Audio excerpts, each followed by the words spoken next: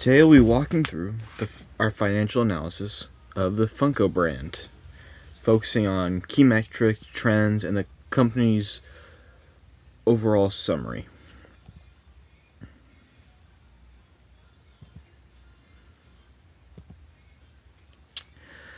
Funko was originally founded in 1998 in Snohomish, Washington. The company struggled early on, even filing for bankruptcy at one point, but after multiple ownership changes and relocations, it eventually was established in Everett, Washington, where its headquarters is now located.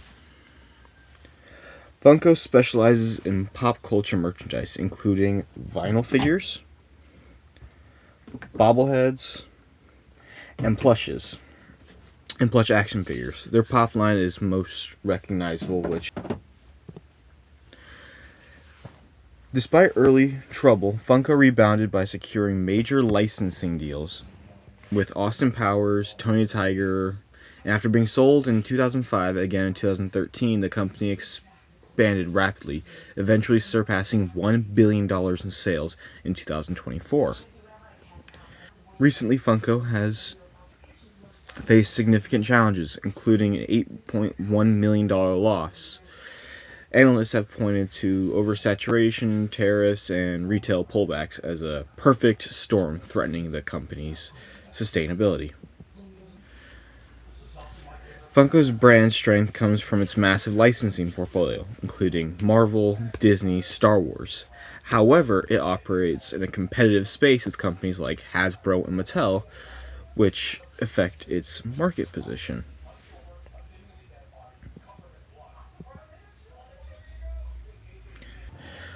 Our horizontal analysis shows declining performance from 2023 to 2024. Net sales dipped slightly, but operating income dropped sharply, turning last year's profit into loss. The balance sheet also weakened with decreases in assets equity. Trend analysis shows a steady decline from 2022 to 2024. Sales, gross profit, and especially operating income have fallen.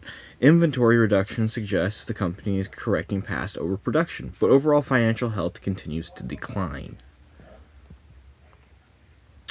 The ratio summary.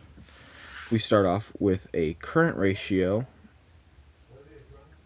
of 0.9387, which, since it's below 1, shows potential problems with liquidating assets. The accounts receivable of 0.6362 shows Funko may have struggled with liquidated assets to cover current liabilities. Accounts receivable turnover with high accounts receivable, such as 8.0377, which they have, we can assume they are efficient at collecting on credit. Inventory turnover of 5.89 indicates that they, compared to their competition, is a little above average.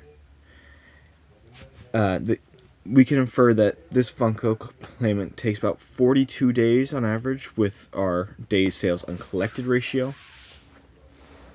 The debt ratio with about 0.666. With this, we can assume taking a lot of risks with their money when it comes to debt. The times earned ratio of 0.631 means that Funko is taking a very high risk of defaulting when it comes to possible loans.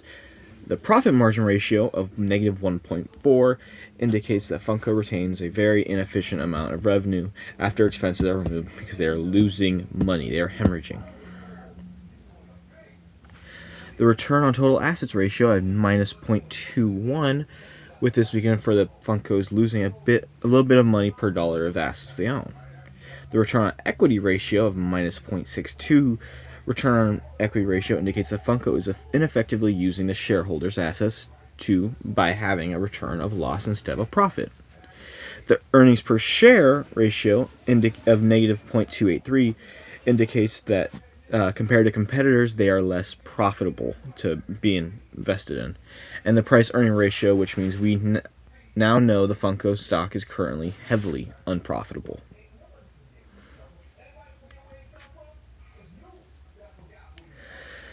Red flags that make your head turn. Identifying long-term patterns. Trend analysis focuses Trend analysis highlights long-term performance issues. Smoothing techniques confirm persistent declines, and comparing Funko to competitors shows the company is underperforming relative to the market. The effects. Common size statements help normalize the data, making it easier to compare across years. They reveal structural weakness in Funko's financial makeup, especially in how resources are allocated. The common size balance sheet shows current liabilities exceeding current assets, signaling a liquidity problems. Funko is heavily invested in long-term assets while carrying mostly current debt, which increases short-term financial pressure.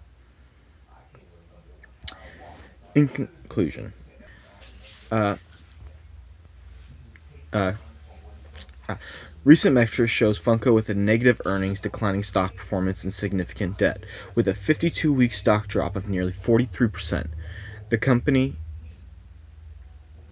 the company is clearly facing major financial challenges. Hold on investing. Hear us out. While Funko has some short-term stability, profitability is under pressure. Reduced exposure in advertising, along with strong competition in companies like Mattel and Revell, raise concerns about Funko's long-term outlook. So, would I invest with Funko? I would say no.